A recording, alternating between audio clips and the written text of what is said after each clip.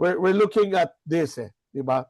Ito yung journey, yung talent development journey. And it is multi-directional, no? Yung discovery o pagmulat, yung paglinang, loops back. And as you prepare for bigger roles in the organization, you also recognize na kailangan mo ng paglinang. And then from there, you also recognize na meron ka namang mga bagong nalaman tungkol sa sarili mo. So, it's a multi-directional looping, no? Na causal loop. Tama. Yung talent journey. Now, the question is, what do you need in order to make this work? You know? Gagawin mo bang talent development department yung learning and development department? The answer is not. No, we're not going to do that. Rather, you're going to enable or empower people who are stakeholders of talent development in the organization. And very quick lang to, no? Lalampasan ko lang itong isa. Ayan. Ano yung mga tools na kailangan mo for talent development? So, for pagmulat, you need talent acquisition, career planning, learning and development. For paglinang, you need learning and development and performance management. For paglaya, you need career planning, performance management, and for pagtagumpay, naligaw yung isa kong araw sa paglaya. You also need performance management and succession. Pero, they should not be operating they should not be operating independently of each other. In many organizations, hindi nag-uusap-usap yung may-ari ng process ng talent acquisition, yung may-ari ng career development, and learning and development, performance management, and succession. So I imagine, Kevin, because I haven't seen the book yet, or at least the outline of the book, is that that's something that we're going to cover, no, Kevin? Yep. Ed, thank you. And thank you also for showing that. Ang na-pick up ko doon, it's like even if you have the journey, kung wala kang mga tools to guide the execution of that journey, parang kulang, ano, hindi properly guided. No? So kailangan natin yung mga tools based on that. Sa'yo naman, Kevin. Yeah, so for me, as someone relatively new, relative new in the industry. So technically speaking, I've been in HR for 2 years and then it's just my fourth year here. So maybe pa, no? These are things na I would say sana ay meron ako nung nagsisimula ako. Lalo kung wala akong mapagtanungan. For example, I came from the government and unfortunately, HR in most government agencies is thought of as recruitment and payroll. You do training for the sake of kasi may budget na naka-allot. And I didn't Kailangan have gastusin. access to mentors, to people who could help me. And mind you, I became HR in charge of L&D during the pandemic. So, hindi ko na nga alam. Tapos may pandemic pa, everything's shifting. So, I had to figure a lot of things out myself. And sometimes, diba, using my own resources.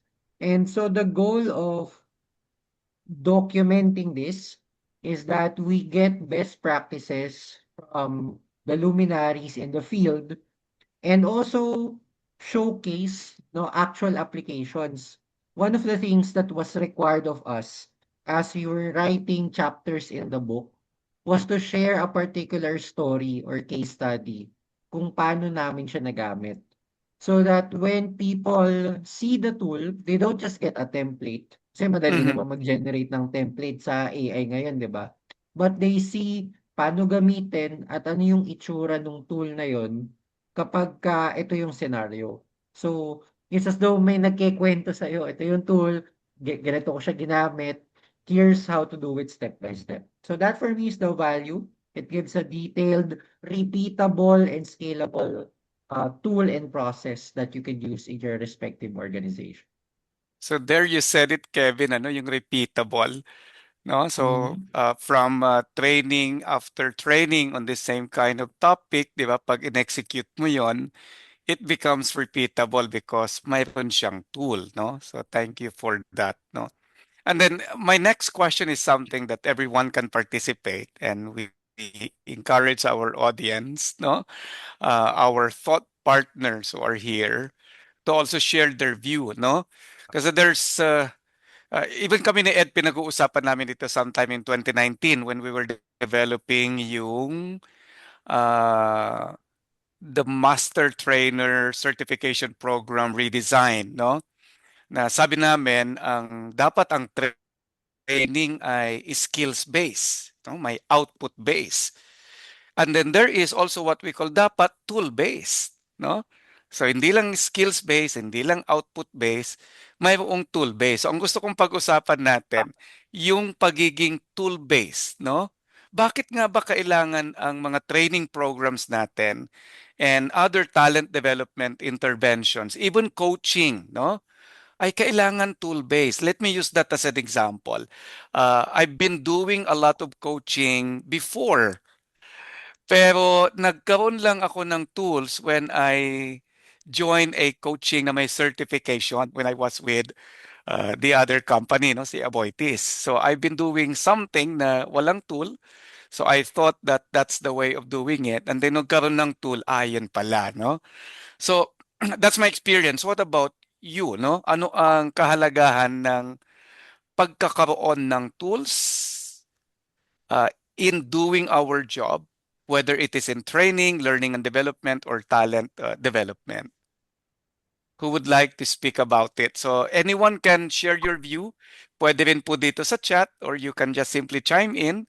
Otherwise, I would call Ed. Kasi yung conversation natin, Ed, tumatak sa akin Oo. 2019 Oo. eh. Tagal na nun, ano?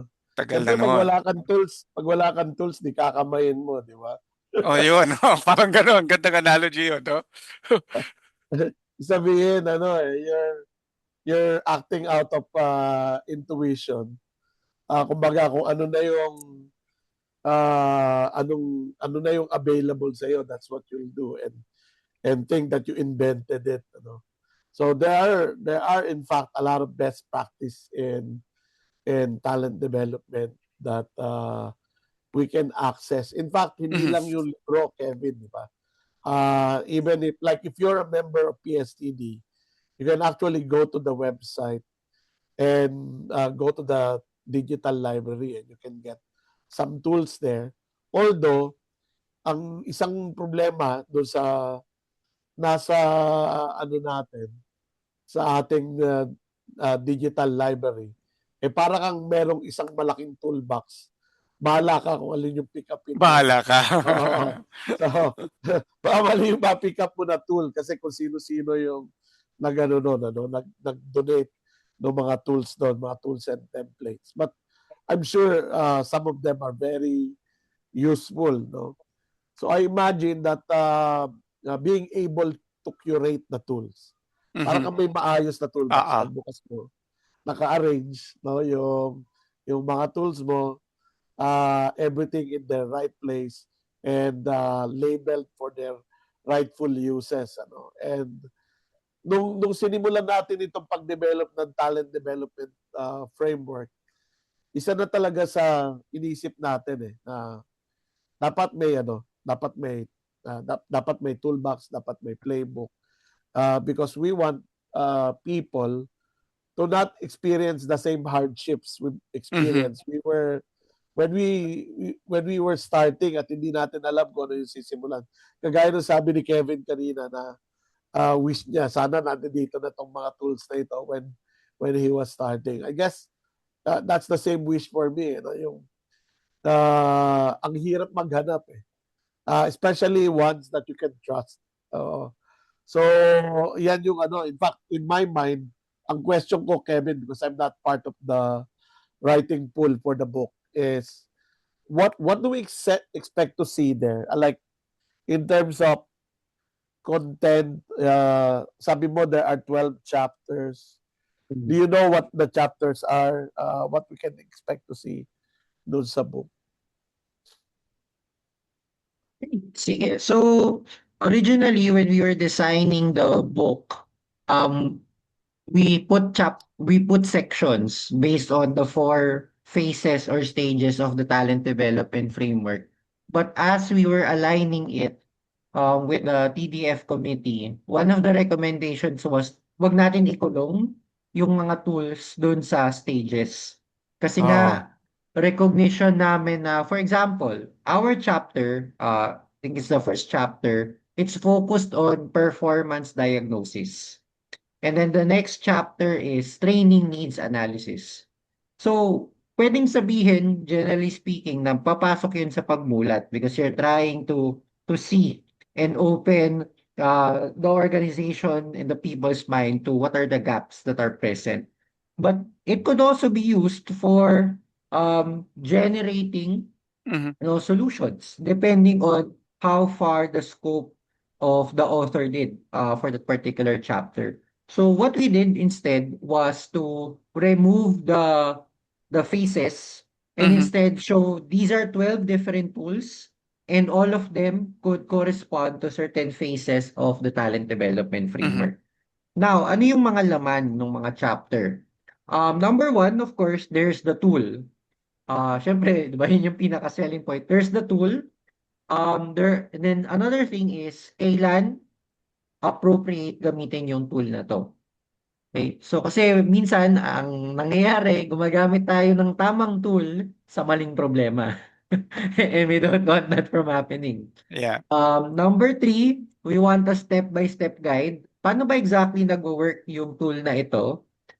So, there will always be a page showcasing the template of the tool.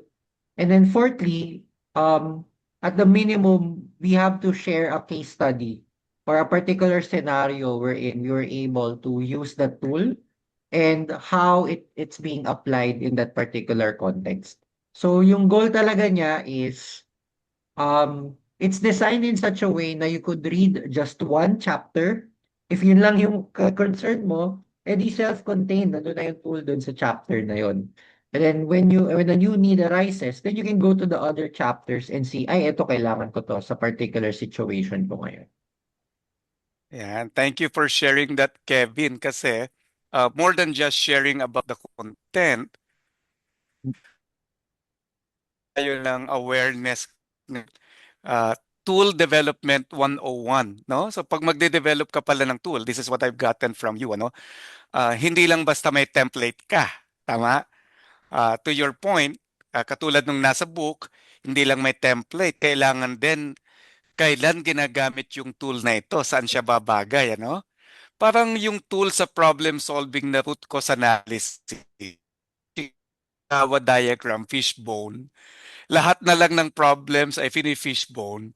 So hindi naman babagay sa lahat ng problem, ano? So magandang kanyan distinction, no?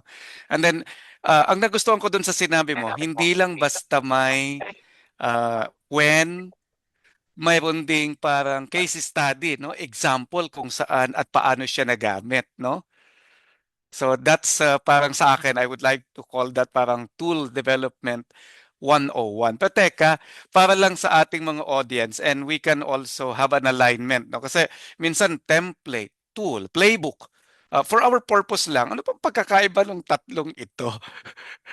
Pag pinagsama-sama mo ba yung tool, playbook yan, template ay sometimes ang tingin nila sa template, yun na rin yung tool eh. So we need to create that distinction para kung magde-develop man tayo ng tool, hindi lang basta kung mapasa atin halimbawa itong book na ito, no? Kung inilabas na. But we develop our own tools, we use our own tools. Eh baka template lang yun. So ano ba yung distinction? Okay? So, for me, ano siya, palaki siya ng palaki. The template Yeah. is, yung template mismo na lalagyan mo na lang ng laman.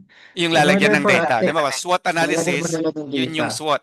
Okay. Oo. It could be a worksheet, it could be a Yeah. slide. Minsan nga, yung iba, it's a tarpaulin already. Di ba? Yes. Lalagyan mo na lang ng laman during the workshop. So that for me is the template.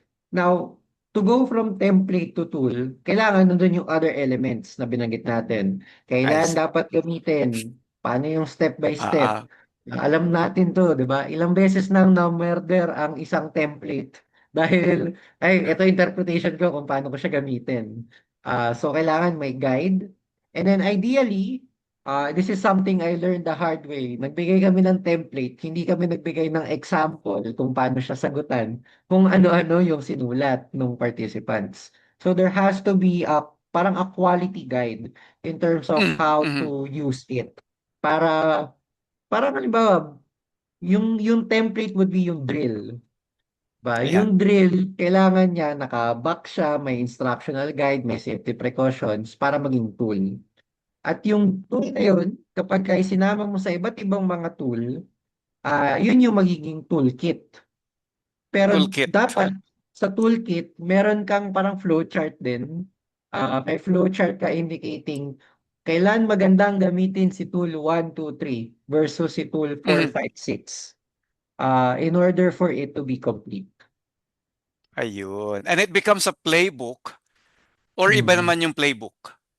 Kasi ang Um, book natin, it's Talent Journal Playbook eh. for me, we can interchange toolkit Okay. and playbook. Playbook. Uh, Yeah. Anything you want to add there, Ed? Yun sa akin kasi ano eh, yung template ay tool at maraming templates ay toolkit at ang toolkit ay kasama sa playbook. Right? Ayun. Yung playbook kasi ay galing sa sports eh.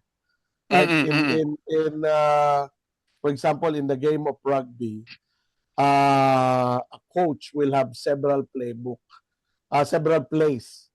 No, are you going to play offense, defense? Defense. Depende kung sino yung kalaban mo. So in the workplace, depende kung ano yung challenge. So I imagine that a talent development playbook will recognize the different aspects of talent development, offer a toolkit filled with tools or templates. No? So, yun yung differentiation sa akin. Template is a tool. Many templates na related sa isa't isa ay toolkit. At yung toolkit mo is used to address the Mhm. different plays that you need to make as you strategize your talent development in the organization. I don't know if that makes sense. Yun. So yeah, thank you, Ed. Ang nakikita kong common denominator doon, it's mayroong hindi lang basta enough na yung lagayan ng data, no? The template that you use to capture the data, kailangan may mga guide, use cases, and examples on how to do it, no? And if we would like to also ask our audience, di ba? Ano bang mga example ng playbook na mayroon kayo since ito yung talagang topic, ano? Ah, kung may kung kayo mga available na playbook, if you can share that, no? I mean, not the entire playbook, but at least yung title. Anong mga playbook ang mayroon kayo, no? Or kung toolkit, anong mga toolkit ang mayroon kayo. We'd love to see that dito sa ating chat, no? Sabi naman ni Donnie, no? Template is basic. Ang toolkit naman ay modular. And then kapag buong system na, strategic system na talaga siya, playbook. So parang consistent din sa inyong mga sinabi na mas malawak, no? And so therefore what we can expect from the book, Kevin, is that it's a playbook, not just a template, not just a tool, but it's a playbook as we define it, ano? Tama ba? Yeah. So, I think we also need to look at right now we're talking about the book na Yeah. still in production, which we expect to be available when, Kevin? So, hindi ko pa pwedeng i-preempt yung Hindi pa, specific hindi na pa, month. wala. Soon. Pa-teaser Oh, Sabihin muna na natin tayo, soon. no? oh, Pero oh, sometime between late Q2 to early Q3, yun ang oh. ating goal. If you are active and join the national convention and our T-Panads, it will happen in one of those events. Ayan, may Ayun. chinete si Darwin, no? Thank you. And then Future mga Thinking nag-share Trader. na, oh. Oh, Oo. Futures Thinking Playbook. Ayan. Lapagan na yan ng mga playbook. Iba't ibang playbook. So, we're talking again not just about the book, but the importance of having a playbook, having a toolkit. Kung nagchachapi ka, June. Medyo, ako lang ba yun? O si, Yeah, si medyo nagcha-choppy si June din. For that matter. In case, Oo. sasaluhin nyo naman eh. Siguro, ako What naman, about now? It's uh, okay now? Ed? a little better now. Oo. Pero, I mean, we can discuss what a playbook should have, ad nauseam. Pero, And should be. siguro, mas magandang pag-usapan would be, ano ba yung mga tools na kailangan ng isang talent development practitioner in order to be able to face the challenge, no? Kagaya nung sabi ko kanina, kaninang hapon dun sa aking session. Yung training to learning and development to talent development is not a shift. It's not a shift, it's an Yeah. expansion. Lumalaki yung responsibility natin. In fact, yun yung isa sa nakakatakot doon sa transition, especially if you are in your comfort zone as Yeah. an L&D practitioner, is you suddenly, when you adapt a talent development approach Mhm. to people development, all of a sudden, the scope increases in size. You have to involve a lot of Tama. people from talent acquisition, people in charge of performance management. You have to involve top management assess sa kanila yung succession management. It can be quite overwhelming and and intimidating. So the question now is, what kind of tool should I have a hand on so that I can do my job given the expanded role of talent development. So, Yeah. Yeah, Kevin. one of the things I can do is I can give a preview of the tool specific for our chapter. Kasi I think it can address at least partly, no, especially on the diagnostics part. And then later when Louis joins us, he'll also be talking about yung chapter that he wrote. See, so let me just share my screen. Okay, so habang may something talaga yung internet today. Ayan, so is my screen visible now? Yeah, it is. Yeah, okay, got it. So, if everyone will indulge me, I'll just give a brief overview of the tool that we'll be discussing in the book. So, yung chapter that was assigned to us, the general title is Performance Diagnosis.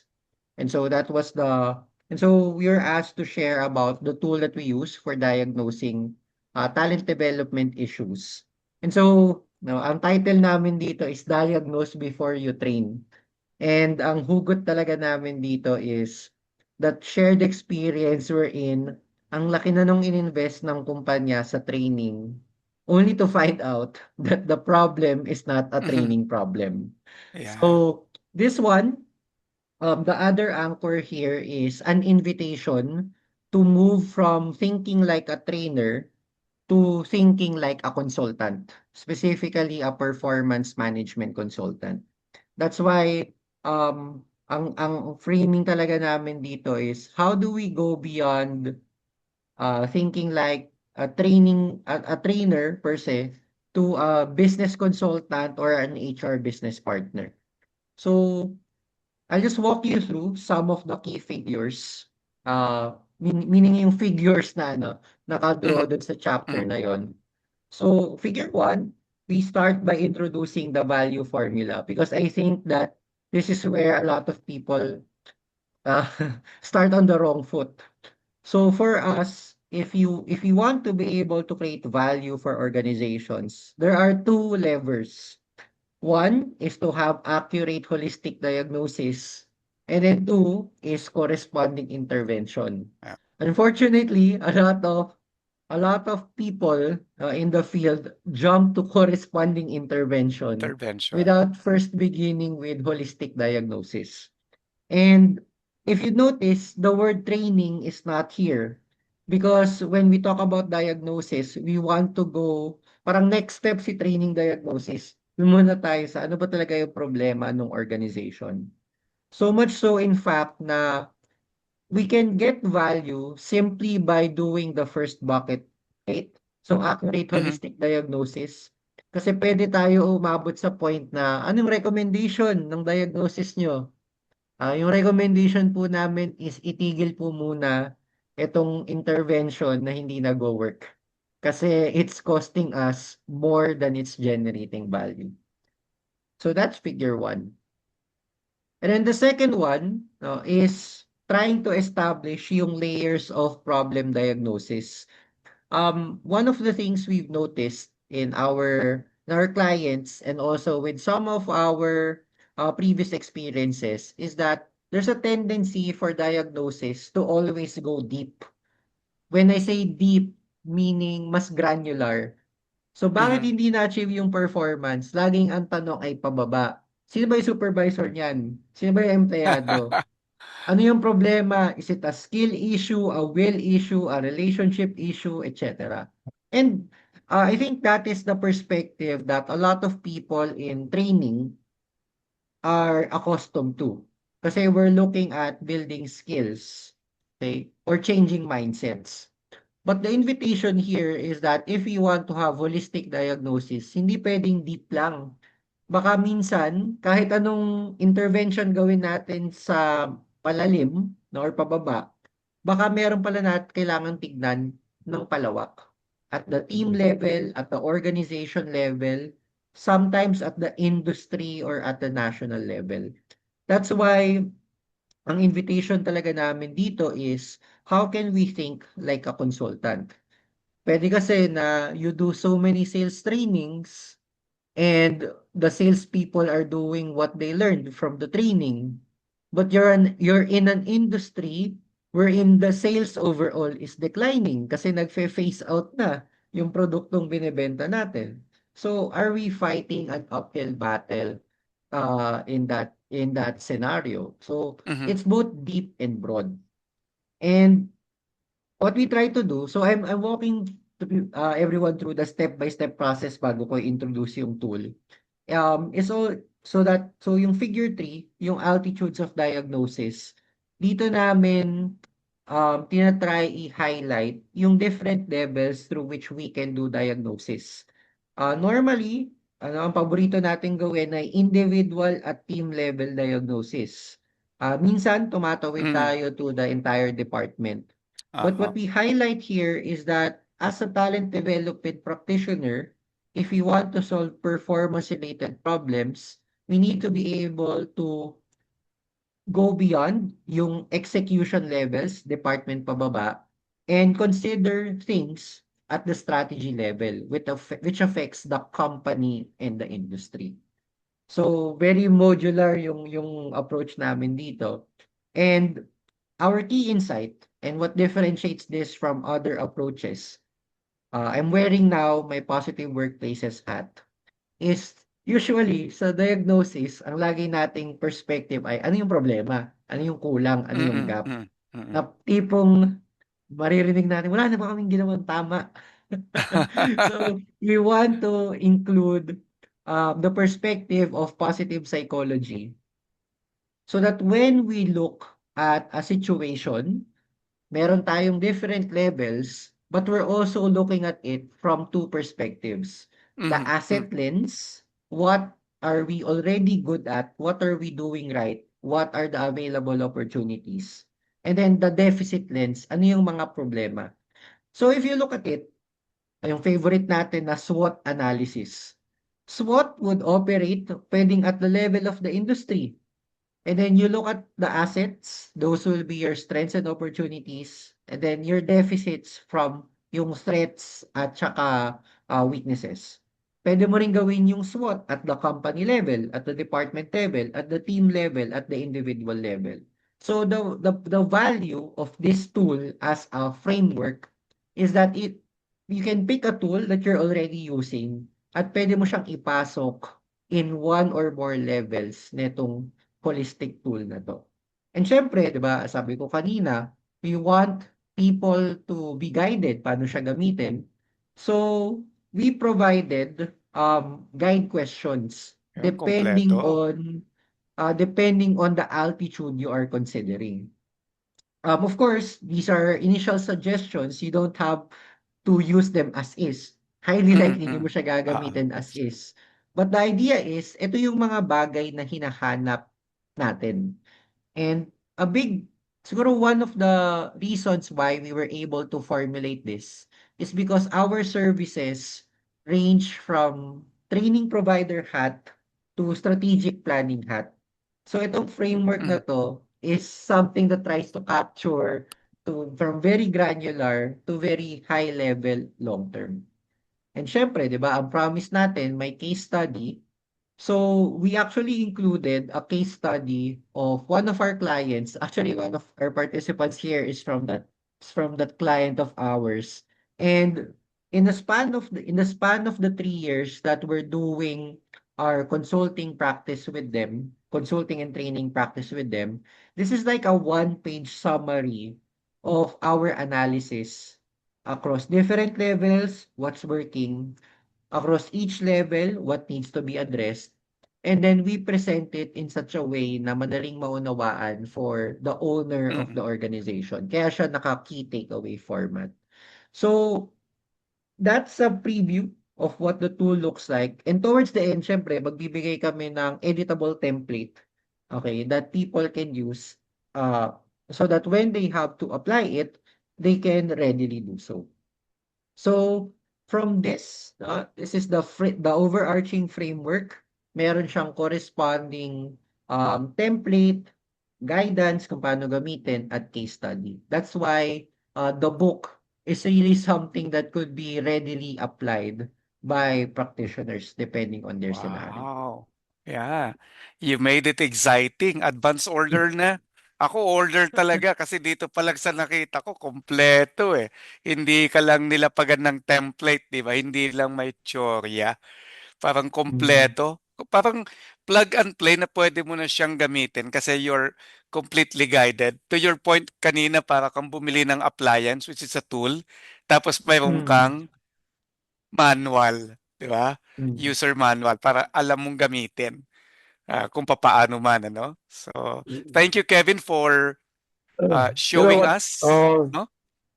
Gusto ko mag-comment, Kevin, doon sa sa shinare mo, no? Mm, Ang magandang insight na nag-gather ko is that it's important to look at the organization at holistic level. In fact, you shouldn't even yes. call it diagnostic. It's Yep. really understanding the whole organization, both in Yeah. terms of strengths, capabilities, and opportunities. And the gap part is the diagnostic, di ba? Yep. And what this highlights is this, no, na yung talent development should be looked at systems level, at ano bang tawag dito, enterprise level. Kasi yun nga pagka pumunta ka sa conventional na learning and development, training needs analysis, ano makikita mo? Training needs, di ba? Mm. Ano yung Wala sabi yung ni analysis. hindi, kasi sabi nga ni Abraham Maslow, if all you know how to use is a hammer, everything will look like a A nail. nail. Yeah. So, by understanding the situation, you now have, uh, when you have a full appreciation of the entire situation, you can now separate uh, which particular challenge requires a Mm, particular set of tools. Some of them might not even be talent development tools. No, some of them can be within the province of purchasing, doon ka pala may problema, no? O kaya sa Mm. operations, kailangan ng process changes, for example, doon sa operational side. So I think this is a good uh, knowledge to have if you are expanding your capability as a learning and development practitioner moving towards talent development. Pero ano to, Yeah. no? When you look at this, you're looking at this at organizational level, ganun ba yun, Kevin? Or bababa din sa individual? Kasi when we talk about the talent journey, we're talking about the talent, no? So Yeah. yung talent, ang interest niya is, how long should I stay in this organization? Siguro una is what are my goals? How do I get it from this organization, which probably will dictate how long I will stay in the organization. Baka Yes. kasi pag tinignan ko yung aking career trajectory, sasabihin ko siguro after 2 or 3 years, kailangan ko umalis dito sa kumpanya na to kasi hindi mapupulfill yung pangarap ko kung I'll stay here for a long time. Is that Mm. something that should be part of your portion in the book? Mm. So the way it's structured is that each author was assigned a particular lens and a Mhm. particular phase. So the reason why kami itong chapter namin is actually the first one kasi it's the broadest. It tries to Oh. give you the full Oo. picture. And then the other chapters, for example, Gemma's chapter, yung kanya naman specific to training needs analysis. So, Okay. kumbaga, if you just look at this page, you will be able to fit on yung chapter 2 on training needs analysis, doon siya nakafocus sa isang Oo. particular level. And then the rest would range from, halimbawa, succession planning, coaching, business partnering. So, there are different perspectives and focus areas, and they're really guided in the day-to-day scenarios and challenges that our talent development practitioners, whether they know it or not, na yun pala ang tawag sa kanila, are experiencing. Okay. Yeah. Alright. Alright. Yeah. Oo. Yung tanong mo kanina, Ed, thank you, Kevin, for sharing. Tapos yung tanong mo kanina, Ed, 'di ba? Ano yung mga importanteng tools that we should be using uh, to manage the talent journey? So, mayroong perspective ang iba't ibang authors, but it's also good to know the perspective of our audience ngayon, ano? So, may question po tayo diyan sa chat. If you can also share your view, no? What tools do you need most, which you wish PSTD can provide? So we may not be able to provide immediately, but at least it provides us as an input, no?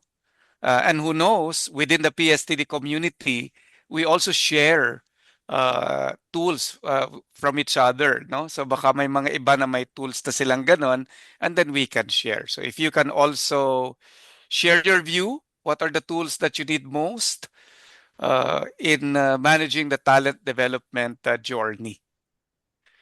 Pero maliban doon sa mga nabanggit ni Kevin, to your point, Ed, no, ano ba yung mga importanteng tool that based on our consulting practice, nakikita natin kulang or wala yung mga kliyente natin?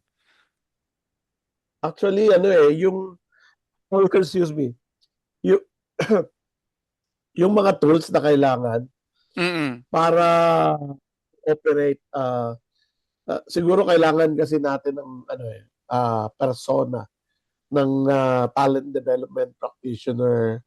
For example, yung full-time would be your L&D, right? Yung Yes. L&D mo. Kasi maraming maraming players sa talent development. Pero yung iyong full-time player ng talent development will be your L&D, for example. And if this L&D person is the one wishing to expand, no, from learning and development to full-blown, full-fledged talent development.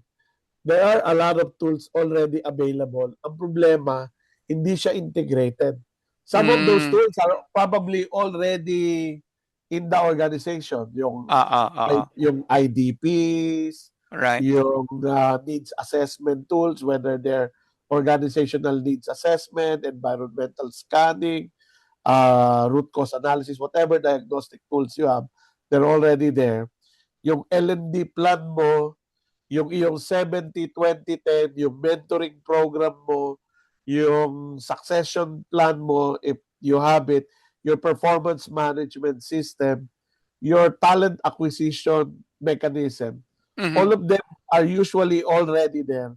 The problem is, parang hindi siya nag-uusap-usap yung iba't ibang Hindi nga system na yun. integrated, ano? Kaya iniisip ko that a good book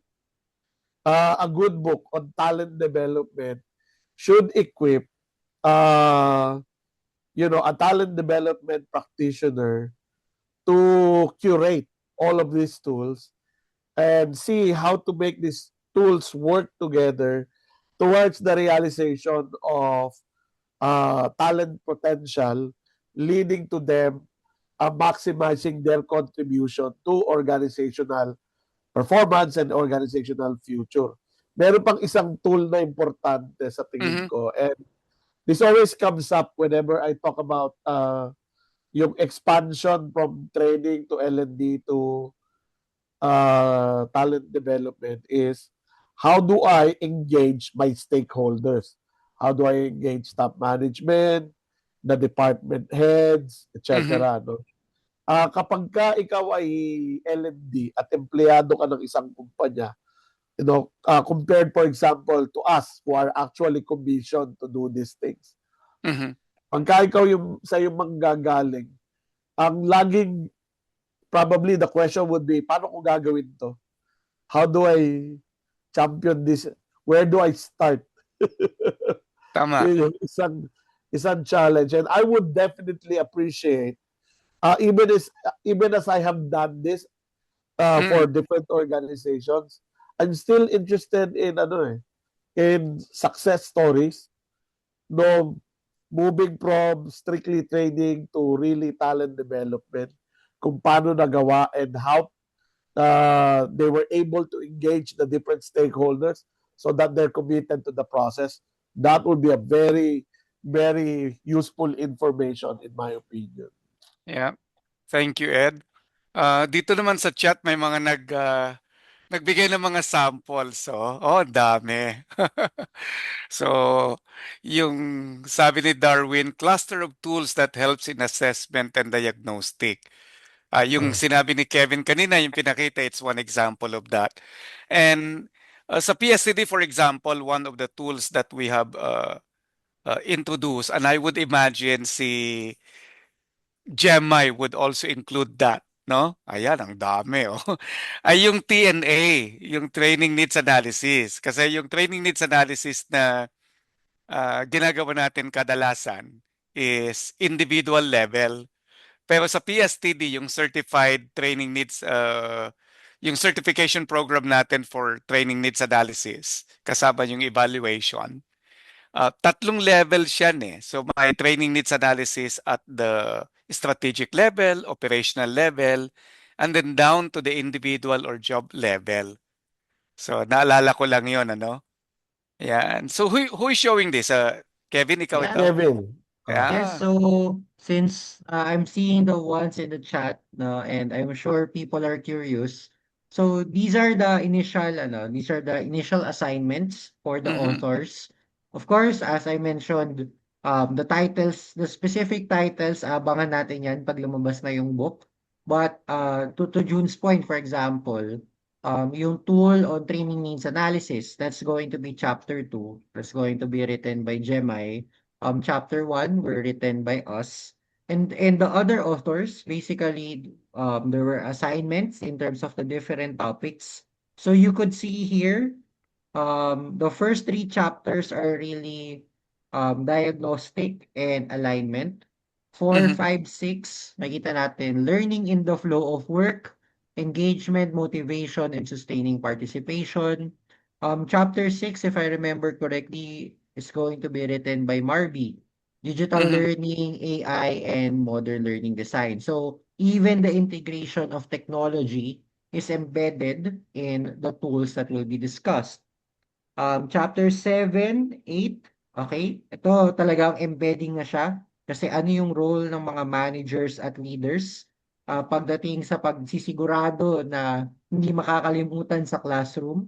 But I think one of the things that a lot of people were asking for even during the open house ni Ed kanina is number 9, change Number 9. management for Mm. learning adoption and follow through.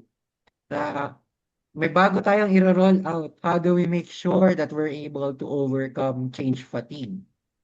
And then chapters 10, 11, and 12 is ano, experience na nating lahat, no? Paano natin i-measure beyond satisfaction scores at paano natin ikikwento para ma-convince natin yung mga may hawak ng budget at resources na Hindi bits, i-approve ah. yung investments. So it really covers the different scenarios and pain points that talent development practitioners encounter um, at the strategic and operational level. So that's really one of the values of this book. Yeah, ang dami pala. And I would imagine, halimbawa yung coaching, that would be a menu or several tools, no? Kasi masyadong Mhm. malawak. Tama ba? Mm. Yeah. Parang pwede pa ng part 2 eh. Oo, pwede palang part 2. Tapos Pwede pag pa Oh, mag part 2. oo, kasi pag tinignan mo ang daming tools niyan, no? Like yung change management, for example, ang daming tools, no? May communication plan, di ba? Mayroong transition planning. So, madami, no? And then, ang tumatak sa akin, Kevin, for example, itong aligning talent development with business strategy.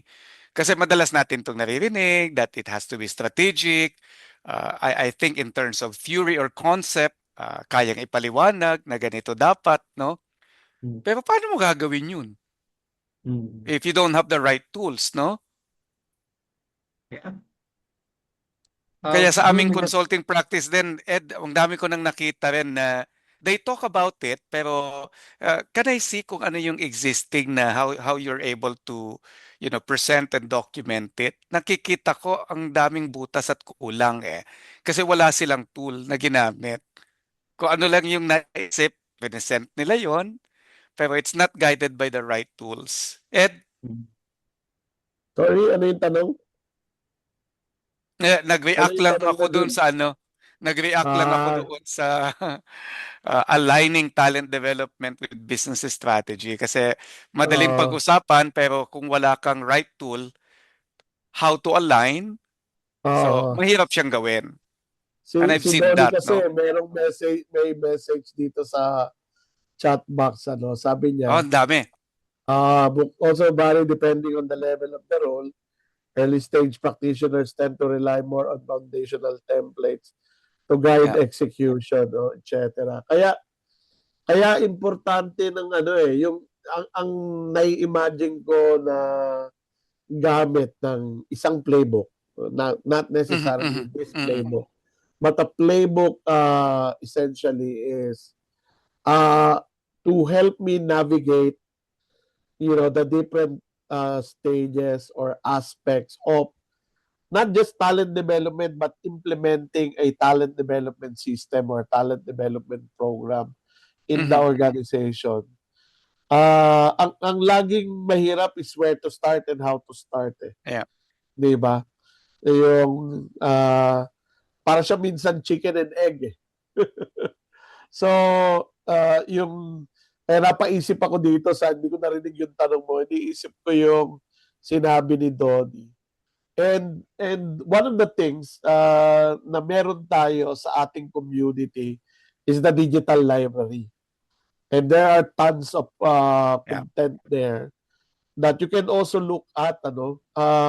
I'm actually surprised na marami tayong mga members na hindi alam yun eh. That we have an online digital library and all you have to do is click the button, look at all the tools, check there what you need, no? Searchable 'yun, Nat, ano?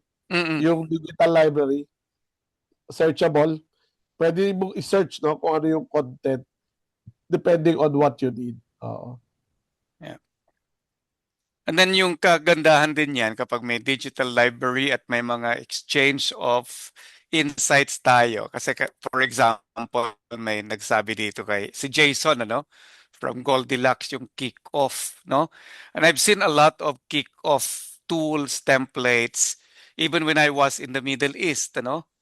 But when I worked with my previous company, doon ko nakita na yung kick-off, mayroong dito ko lang nakita sa company na ito, no? So, in fact, I can highlight it because I'm proud to have been part and still a part of Nomura Research Institute. No, wala na po ako doon bilang empleyado. Pero pag nag-kick off kami doon, part ng aming kick off ay ano yung iyong learning goal for the project. So every project that we execute, mayroon at mayroong development goal. Hindi lang expectation setting, pero embedded yung learning. At saka yung expectation setting naman namin, embedded yung core values. So when we evaluate a project, whether it's a consulting project or even other tech projects, no? Babalikan namin to what extent you're able to learn what you aim to learn with this project. So lahat may learning goal within that project. So even in my case, mahirap eh. Because I was the head of OD and I was the project manager. Parang ang kalaban mo, sarili mo eh. Parang tingin mo, ano pa bang kailangan ko matutunan sa project na ito? Eh, feeling ko, kumbaga, nandoon na yung confidence na kuan mo na. Pero the system, uh, kumbaga, encourage you to actually share and identify your goal. And my realization is that you can if you really would, no? And so in all of those, talagang mayroon kaming learning goal. Tapos pag mag-i-evaluate na, debrief and all, ano na yung mga natutunan mo. Yeah, so embedded po yung L&D in every project. And in my consulting ed, even with when I teach project management, part ng aking template or tool na ibinibigay sa kanila, yung kick-off dapat mayroong L&D or development component, no? So what am I saying here? And thank you, Jason, for pointing this out na yung kick-off. Even an ordinary activity like a kick-off, you can actually align that with the global best practices and even infuse certain elements na you might not recognize should have been there, no? Because I've seen a lot of kick-off materials, hindi pa mainstream na mayroong learning goal doon. Whether that's an IT project or construction project or a training project, no? So thank you. And then Mentor M, thank you for clarifying pala that it's not about how Mentor to M set is up. the author of Chapter 8. Yeah. Baka Mentor M, you would like to, excite us about what you are writing? Would you like to Ayan. unmute? Nakaka-unmute ka ba, Maribel?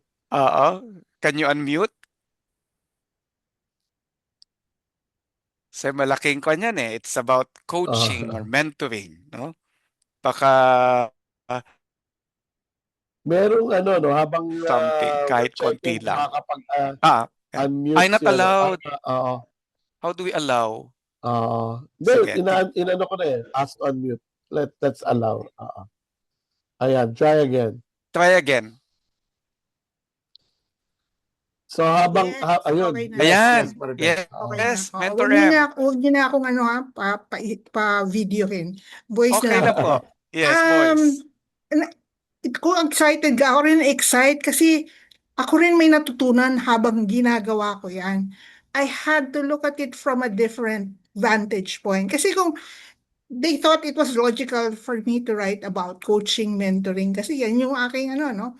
But I looked at it from a different perspective. It's really more about your job as a talent development practitioner is not to design training programs, but to design learning experiences that are embedded in the workplace. Kasi Based on what we've learned from the 70-20-10, the training program is only 10%.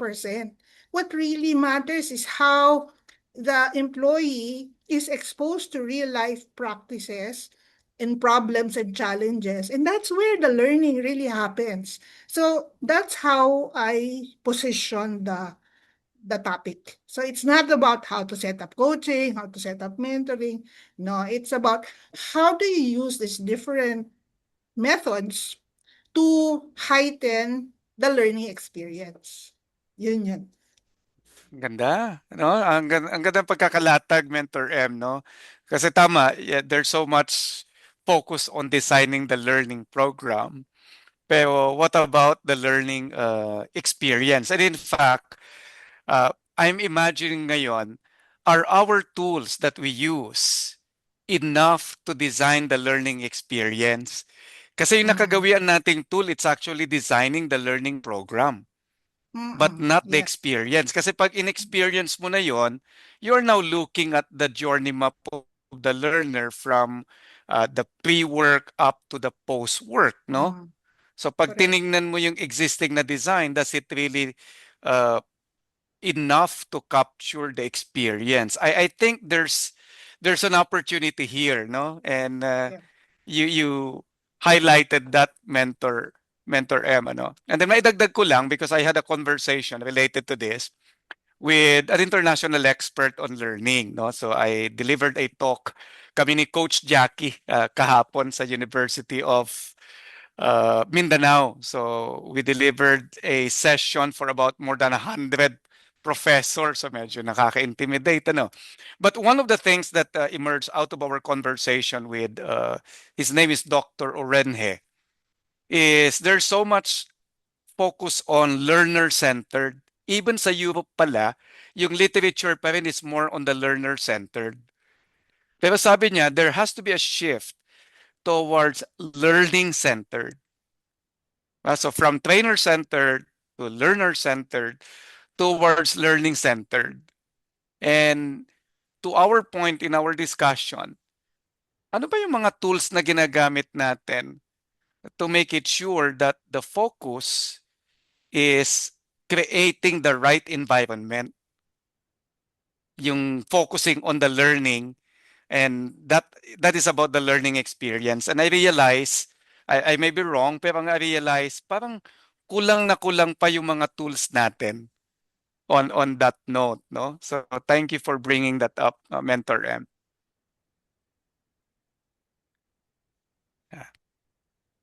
Mayroon ding na-share dito, ano? Is there a need for from Darwin Antipolo, no?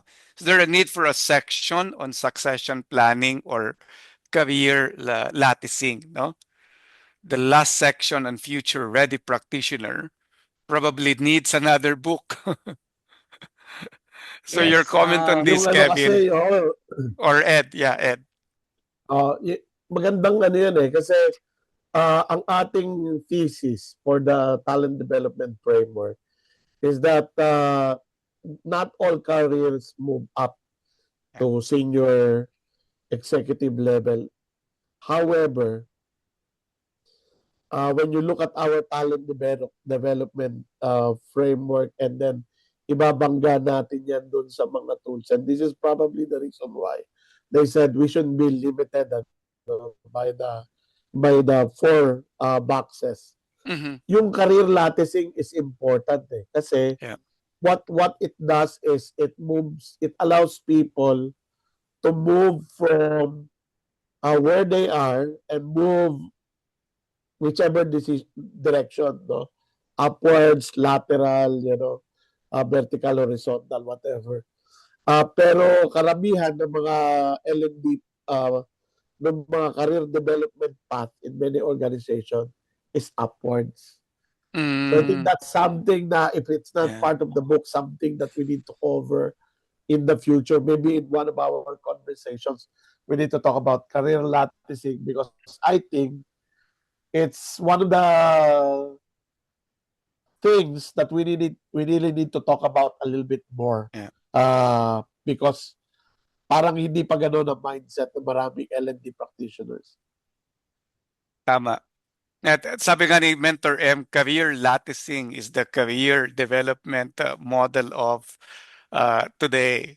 And even in some bigger organizations, yung career latticing na yan has already expanded towards the concept ng job marketplace, no? So when you want to be in that job marketplace, parang nagiging gig ang dating. That means you develop certain skills. Katulad ng sinasabi nila na hindi pang move upward but expansion, no? Kung kumbaga kung T-shape ito, hindi yung vertical kundi yung pag horizontal. Let's say for Yeah. example, you develop certain skill. I want to know who can become a mentor on project management. Sino yung mga may expertise? So that they can guide certain projects or those who are into projects na hindi pa expert. And then, do we have resources on that? No, in many companies, wala. So they they got people like us, nina Ed tayo, nina Kevin, ano. But they can develop that kind of latticing. Na ang project management by itself can be kumbaga a part of the career development. No, so that's just an example. There are companies na, let's say, I was having a conversation pala with the head of L&D of a client last week. Then sabi niya, member ng PSTD ito, pero wala siya ngayon. Sabi niya, June, parang eto yung gusto kong maging part ng aking career track. Yung kinundak ko pong training ay quality management and process management excellence na malayo sa ating disiplina bilang HR or L&D. And he has really actually almost made up the decision. Actually, papunta siya doon eh. Kasi I'm invited to become a mentor for him specifically on that. No? Now, the question for us sa L&D, it's paano natin i-create yung ganong environment? And in our topic for today, what are the tools that we need, no? To implement those concepts. Baka maging concept lang eh, no? Yeah. Siguro one of the things I'd like to add is number one, the book that will be launched this year is the first of hopefully many such books. And Yes. kami na mismo magsasabi na ang dami pa namin gustong isulat. But just to share, no, to compare, ito po, ay, hindi nakikita. Tanggalin ko lang saglit yung background ko. No? Pakita ko yung comparison book natin sa ATD. So yung ATD, ang kapal niya is wait, sige, Hindi pa sorry. masyadong kita. Masyadong yung number ng pages ng TD Book Guide ng Association for Talent Development has around 600 pages. Mm. So that's the dream, to have something like that. But Mhm. kasi ang kapal niya, yung tipong pagdala mo, parang nakakapagod. So what we could probably explore is releasing several booklets, pre-books, depending on the stages of the talent development practitioner, para modular din yung approach natin. And I think the feedback that we're getting, June and Ed, from the participants here right Mhm. now, tells us na on top of what we are already writing, ano pa ba yung magandang maisulat sa mga susunod na taon? And also getting inputs from the different members of PSTD. And the second thing I'd like to highlight, I was also checking our Facebook feed.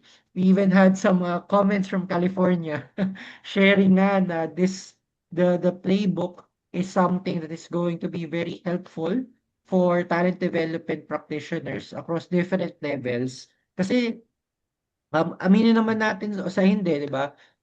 Some topics would probably be too advanced because not because of the person, but because of the maturity level of the Mhm. organization as a whole. Mamaya yung tool natin would be organizational diagnosis. Pero pag tinanong mo yung organization, teka, wala pa nga kami dun sa level na yun eh. Nandun pa lang tayo sa Wala nga kami day-to-day strategic plan operational. eh. Oh, may mga Nandun pa lang gano'n. sa training plan. So we Oo. also recognize it. That's why the books are operating, while they're connected, they can be interpreted as operating independently of one another. Kasi iba-iba nga rin naman yung levels ng maturity ng organizations that we belong to. Yeah. May mga tools din na hindi pa siya nasa mainstream, Mm. pero I think there's a need, no? Katulad nitong kay Zell, no? Tools that will help different generation work together harmoniously. Parang Sure. intergenerational, kumbaga parang harmony or collaboration, no? So ano ba yung mga discussions natin normally about multi-generation? So I attended training before on this, pero more on the concept and even yung practice, nandoon yung mga bullet points, pero I haven't really seen, baka mayroon hindi ko lang nakita, any tool that can guide us, no? Yung sabi ni Zell. So these are example of magandang concept, pero kung wala yung tool, mahirap i-execute. No? So thank you, Zell, for that. No? Because I think that's not yet in the mainstream. Tsaka ano, tools that have been used. Meron ng Tools mga that have use been cases. used. Ah, May mga use cases na. And even ah, as ordinary as tools na, no? Kasi yung katulad nitong, yung sinabi mo, Kevin, ano, yung sa tool guide or having a guide, yung paggawa ng SWOT analysis. Remember, Ed, pareho nating karanasan natin ito sa iba't ibang pagkakataon, ano? Na ang akala nila, yung PESEL is the threat or opportunity. Hindi. So when you develop the PESEL, it provides you input doon sa opportunity. So kung wala yung proper tool na mayroong talagang guide, may examples, a lot would do yung SWOT analysis. Nang ilalagay nila doon na threat is, halimbawa, yung rise of AI. So it's a trend. Pero the trend is not the threat. Neither is it an opportunity. Pero papasok siya sa PESEL. Di ba? So, but with the right tool, ang mangyayari doon, magkakaroon ng, ganito pala. Di ba? Even strength, di ba?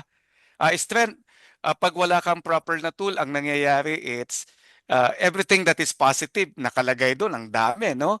So, one of the rules that I always set, not everything that is positive is a strength. So, ang test of strength natin, di ba, sa SWOT is, does it provide you parity or advantage over competition? Does it provide value in terms of moving the needle in achieving your goal? Then it's a true strength.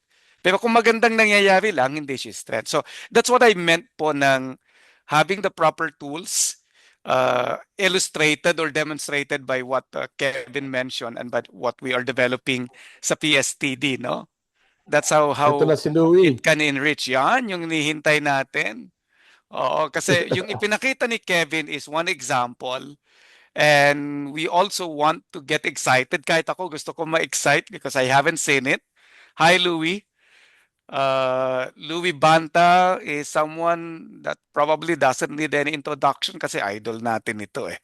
Ko-idol ko ito eh. Hi, Louie. A little introduction siguro. Baka just in case, very rare, may hindi nakakakilala sa'yo. And then you might go straight on sharing yung tool. Patikim. Hello everyone, humahabol po coming from the board meeting of PSTD, and I am privileged and blessed to be part of the authors of this upcoming book of PSTD on the talent journey. Let me quickly share my screen to excite you, give a teaser of the highlights of my chapter. No? And this is all about ensuring transfer of learning. Looking at the time, let's time it. Let's do it in 7 minutes para pwede pa mag-Q&A. We are very familiar with the Kirkpatrick levels of evaluation. And while most organizations are doing well in the reaction and learning level, it's always a challenge to be able to measure the application of the learning through behavioral indicators. Okay? Kaya yung word na yan, yung apply, really stuck with me as I work with clients to ensure transfer of learning from the classroom to actual setting. I know most of us struggle with, ang ganda naman ng evaluation, reaction evaluation. Pumasa naman sa post or pre and post. But we are not seeing the results of training. Tinrain naman na yan, pero bakit ganun pa rin ang habits and behaviors? All of us should be concerned with transfer of learning. There could be many variables or factors that can affect transfer of learning. Hindi na po natin iisa-isahin yan. We will mention that in the chapter. But I am excited to introduce to you the Apply framework. And this is also focused on the manager intervention. How can we make sure that people managers, the immediate managers of the participants who send their direct reports to training are actually involved in the paglinang at pagtagumpay ng kanilang mga talents. With that as context, o tingnan nyo, may tumatapon, di ba? From the transfer of the drink from the glass to the mug, may posibleng tumapon. How can we make sure that there is increased transfer of learning? I'm excited to share with you the Apply framework. Why Apply? This now focuses on the 4 touch points. Touch point 1 to 4 of how managers should be able to support learning and ensure transfer of learning. Apply is broken down into 4. I know that you're looking at 5 letters in apply, but let's start with letter A. Did the manager ensure that there's alignment of expectations, that there's a pre-training briefing before enrollment to training? O kakatrain lang po natin kanina at kahapon, we always ask participants, why are you here? I ran a leadership development class last week and there were individual contributors there who were asking, why am I being sent here? O hindi kinausap, hindi binigyan ng briefing. And Yeah. in the upcoming book, June and Ed and Yeah. Kevin, there'll be a checklist that will provide on this one. June, would you like to probe or ask? Sige lang, tuloy mo lang. Okay, tuloy natin. Yeah, Okay, tuloy A lang. is alignment of expectations. P should be the manager's presence during training. Once again, these touch points are between the people manager and the learner, the talent who's being asked to attend training. Especially the longer the training is, if it's a 2-3 day training spanning weeks, may interval, the manager should provide check-ins during the training and should make one's presence meaningful and intentional while training is ongoing. Ilan po ang kinausap ng mga boss nila after day 1, kamusta yung training? Meron na bang immediate lessons na tumatak sa'yo na may apply? Ilan po? Nako, I'm sure mababang percentage yan. Touch point 3 is now the post-training debriefing with the people manager. How many managers send their people to training and immediately after, a week or within the month after training, would sit down with their learners, their talents, and ask, what did you learn? And let's set up specific ways by which you can apply it, whether in the form of projects or assignments or just day-to-day change in behavior. That is touch point number 3. Touch point number 4, I would combine L and Y here, and I will call it learning yields and yardsticks. Pag sinabi namang yardsticks, may sinusukat tayo dito, which means after the post-training debriefing, I suggest this happens within 30 days after training. Continue to measure progress in transferring learning through learning checkpoints once a month or once every 2 months in the next 180 days to 1 year after touch point number 3. How can a people manager really get involved sa paglinang at pagtagumpay? Ito na po yun. Hindi yung umattend ka na ng training, bahala ka na, i-apply mo na yan. Let's give a Ayun. different meaning to the word apply from the POV of the manager. Yan po, abangan nyo po sa chapter 7 ng upcoming book on the talent journey. Back to you, June, Ed. Yeah, and Kevin. thank you, Louie, for demonstrating and exciting us on the framework, no? And it's almost 7:30, so we have few minutes left. So kung may mga gusto pong magtanong, mag-share ng comments, anyone here or dito sa ating chat po, pwede kayong mag-unmute, no? Or you can simply type your insights or any comments that you have. Right? So what we have done is essentially to excite everyone about the book, but more than about the book, it's also about insights on how we develop tools, no? The importance of tools and how we develop it. So hindi lang pala ito template kapag gumawa ka ng tool, hindi lang about the visualization, kundi kompleto yung ricados niya, no? Like what Kevin mentioned or demonstrated a while ago, no? And then sabi ko nga, even yung mga simpleng SWOT analysis, pag hindi properly tooled or guide, nagkakamali pa rin tayo. And then it's time for us to also share our parting words. So Ed, mauna ka na. Your message. I'm really excited to see how the new book will turn out. This is a realization of our collective aspiration when we started this journey several years ago. And what I'm seeing so far is this is not even the end of it.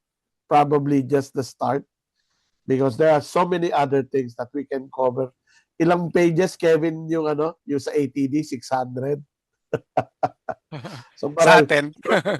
marami pa tayong tayong lalampayin, And I'd like to use this as a call to action to all talent development practitioners, especially those who have something to share, to be part of this movement, to equip the practice with all the necessary tools for talent development.